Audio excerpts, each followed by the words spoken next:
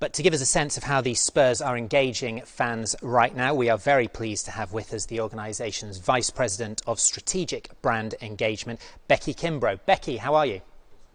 I'm wonderful. How are you all? Very well, thank you. Very well. Lovely to have you with us. And as a starting point, perhaps you could just explain a little bit about your role within the organisation. Absolutely. Happy to do so. And I want to thank everybody, the Leaders organization, for having me on and for putting together what I think has been an incredibly well done virtual conference. My role at Spurs Sports and Entertainment as VP of Strategic Brand Engagement is to really oversee all of our fan-facing functions. So that includes our digital, our marketing, our content production, our creative, and our game operations. So really everything that the fan journey touches. Becky, thank you very much indeed for your kind words about the conference. Much appreciated. A tricky time for everyone around the world at the moment, but how has your marketing message and tone changed since the start of the lockdown?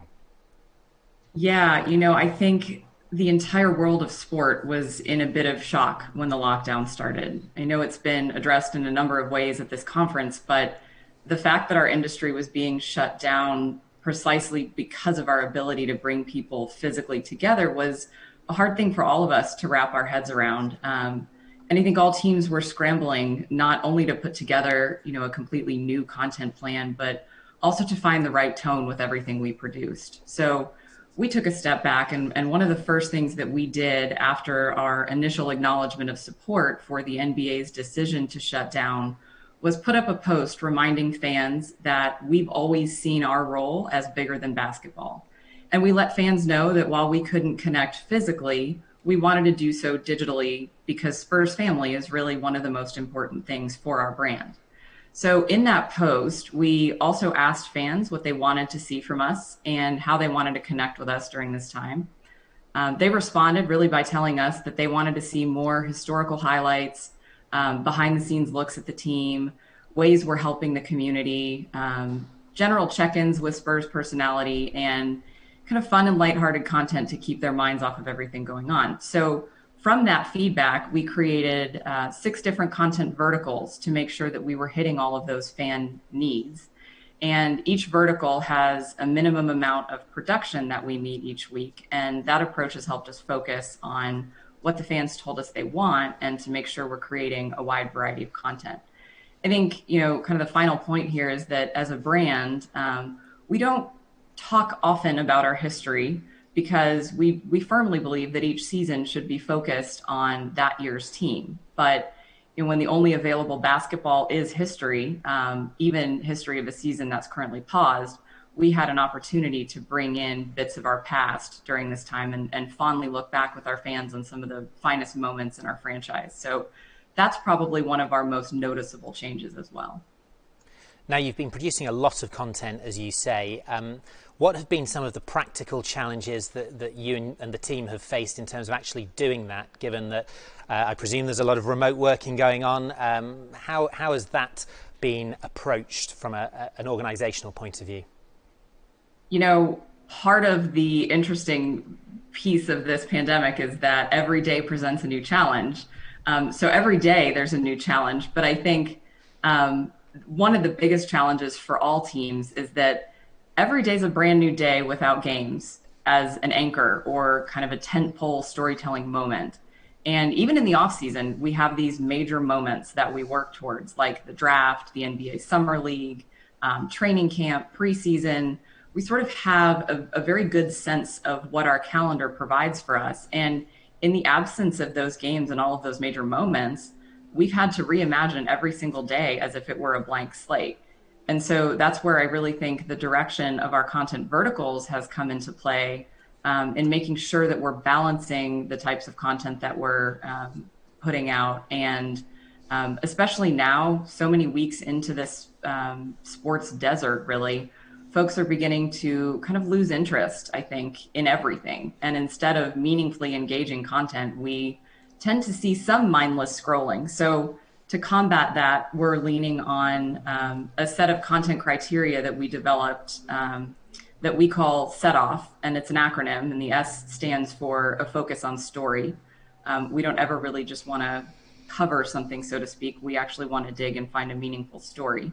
The E stands for emotion, because we want everything that we create to elicit some sort of emotion and make fans feel something. The T stands for team, because our organization really has never been about just one individual or one star, but rather the accomplishments of our entire team. The O in Set Off is for organic, and we always want to create content that feels organic to our brand and our partners' brands in the case of branded partner content. And then the F stands for fans, meaning that we're always creating with our fans in mind. So those are, some of the challenges. And then as it's been addressed quite a bit here, we've also tried to engage our staff quite a bit by pulling in folks who don't typically work on our content and digital efforts. It's a all hands on deck mentality at this point. And, I think the engaging of employees is another challenge.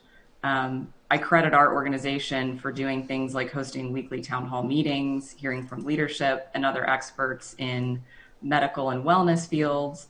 And then, finally, a big acknowledgement to all of the IT professionals out there who are keeping us running with our technology. That's not always easy. And I think that that's been something that we've seen a ton of contribution with our partners in IT. You talk about the use of historical content, of archived content in the absence of any live sport to use and to show. I guess another key asset that you have, and you mentioned it there in your acronym with team, is the athletes. How have you gone about working with them, using them, I guess, as content assets during this period? Yeah, we have been using players arguably more during this hiatus than we do during the regular season. And I think that's probably common to some extent across all teams. I think, though, what's a bit unique about that approach for us is the relative newness of kind of how we're approaching this process with our players. We are incredibly fortunate that SS&E has been a successful organization for a long time. And that success comes from a lot of different things. First and foremost, we're an organization that's built on values with a focus on culture. And that comes from our ownership, and it's shared by our staff. But for a long time, we did operate as two separate verticals of business and sport. And I think that's probably common across all teams. And at that point, it worked for our company because the landscape of fandom was very different. Recently, though, with R.C. Buford, for folks not familiar with our organization, he was our general manager for 17 years, I think, and he's moved into the CEO role now. And we've put a bigger focus on growing our organization into what we refer to as one SS&E.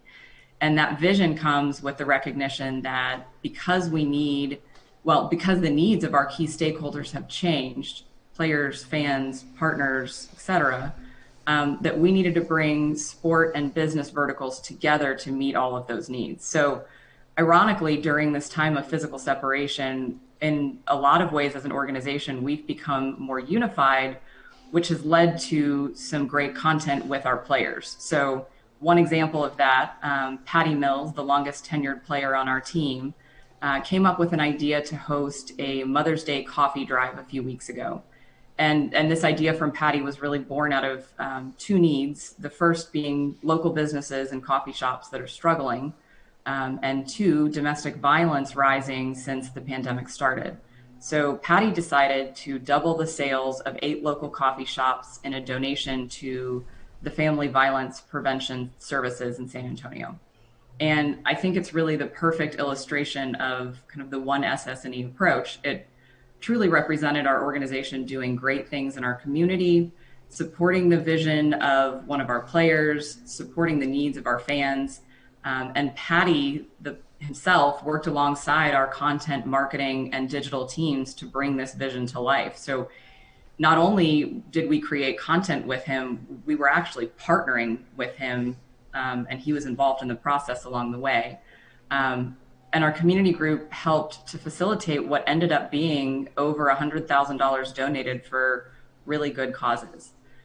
We've also seen amazing participation from our former players during this time. I mentioned we don't talk a lot about our history, but again, when everybody's on a hiatus, it's given us a chance to reflect on some of those proud moments as a franchise, and we've had incredible engagement from our alumni players across all areas of Spurs basketball, doing things from filming videos inside their homes, participating with us in sharing their memories of great games that they've played in. And I think all of this is really helping us lay the groundwork for a more successful and collaborative approach to player content when we do return to play. You mentioned RC Buford there, and obviously very sad that he can't be with us today. 17 years as GM, and very recently gone across to the dark side, the commercial side, as CEO. It's an unusual move across sport. What's the impact been of that move on the organisation? Yeah, it's a great question. And for those of you tuning in expecting to see RC, a legendary basketball executive, and finding my smiling mug, I'm apologies for that. But the implications of RC coming into this role have truly been the implementation of a one SS&E vision, bringing together sport and business, basketball and business, to move forward as an organization with our goals firmly planted in both of those areas. So we collaborate more with our sport side. We talk more on a daily basis. It really truly has been a very much coming together as an organization. Let's talk about partners, and specifically the way in which you and your team work with your partnerships team and have been working, especially at this moment, to help provide additional value, replacement value for your suite of corporate partners at the Spurs. Yeah, for sure. Definitely, again, a challenge that everyone is facing in this industry. And I apologize if you all can hear my lawn care folks. I was not expecting them to show up at this time. But for us, as far as partnerships, we've really tried to take a nimble and agile approach to pairing partners with content that we're creating. And I think during this time, it's really easy for teams to kind of be caught like a deer in the headlights during something like a global pandemic. And, we've certainly felt that way at times along this journey, but I think we've really taken the mindset that it's better to create value and make goods for our partners than it is to let a day go by without trying to support them. So with the help of our digital group and our partnerships group, we've stood up a task force of sorts in the organization to quickly identify the content that makes sense for us to tag partners on. And we're making those decisions quickly with the help of our partners. We also had, from our advertising, some excess inventory when this hiatus started, mostly in the outdoor space. So working together with the team's advertising partners, we were able to rework our media buys and use that excess inventory to run messages of gratitude, mostly targeted at our partners who have been working on the front lines to keep everyone safe and comfortable during this time. And I think the key here really is for the team, our organization, to have a very deep understanding of the partners' needs and an awareness for how the partners recognize value. It's not always easy, but in the best of cases, it really does represent a robust internal collaboration between both the branding groups and the partnership groups. Quick final question, Becky, and thank you ever so much for stepping in to join us today. It's been nice to have your smiling face here. Absolutely. You've painted a picture of all the challenges that the organisation is facing at the moment. Given what we know at the moment, and I know there's a lot of fluidity in terms of when basketball will come back, when any sports will come back. What do you consider to be your biggest single challenge over the next 6 months to a year? Yeah, I think it's keeping fans engaged and continuing to recognize the needs of our entire community and our entire Spurs family and work to meet those needs. You know, RC always says that socially distant shouldn't be socially isolated. So as we all think through the various scenarios that sport will return to play, whether that be in front of no fans, a reduced number of fans, or with significantly increased focus on security, we really want to make sure that we're continuing to not just focus on the challenges, but to focus on ways that we can learn from those challenges and innovate as an organization around how we connect with our fans and deepen their avidity to our brand. Fantastic. Well, look, Becky, really appreciate you joining us. I think you better go out and check what they've done with your garden. Hopefully it's all okay and as planned, but really appreciate your time.